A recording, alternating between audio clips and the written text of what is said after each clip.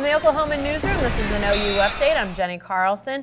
The Sooner point guard position was a question mark. We've talked about it here on our OU updates, and Ryan Aber joins us on the phone. Ryan, we've talked about it, and we saw it. We saw the change Saturday for the Sooners, but it wasn't just the point guard that we saw change. There were several moves that Lon Kruger made. What did you see, and what did you like?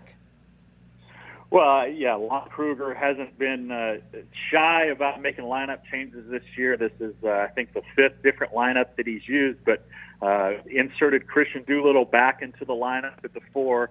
Christian, the freshman, had a rough day, 0 of 5 from the floor, but the other change he made, you mentioned the point guard spot, put freshman Jordan Shepard.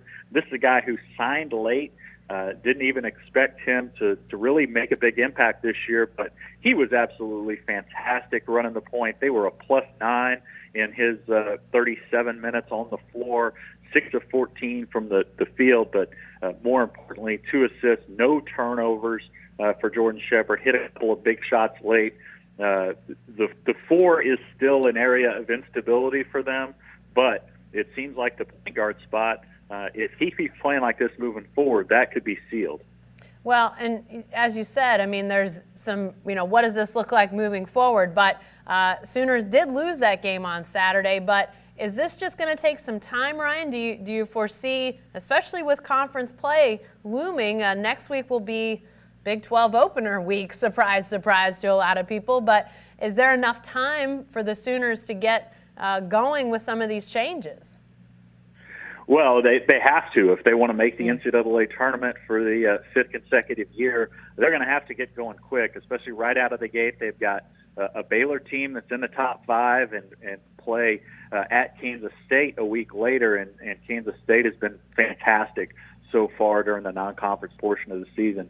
So as much as we say through the first couple months of the season, well, it's just going to take time to get these things together. It's going to take time to figure things out. Well, time is pretty much over at this point. They've got to start winning games because the non-conference portion of their schedule, even though their record is decent at 6-4, they didn't get that marquee win that you really need in order to make an impression on the committee. Well, lastly, let's kind of spin it ahead off of that, Ryan, because it doesn't look like the Big 12 is going to be easy sledding for anybody.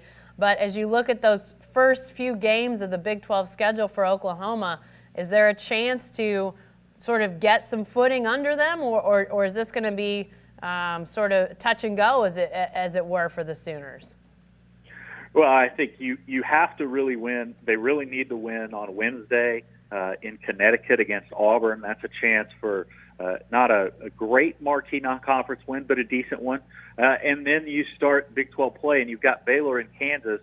Both of those are at home in their first 4 games, but you really have to go on the road and pick up a couple of those wins at TCU on January 3rd, at Kansas State on January 7th, a place that they haven't won in a while. Those are going to be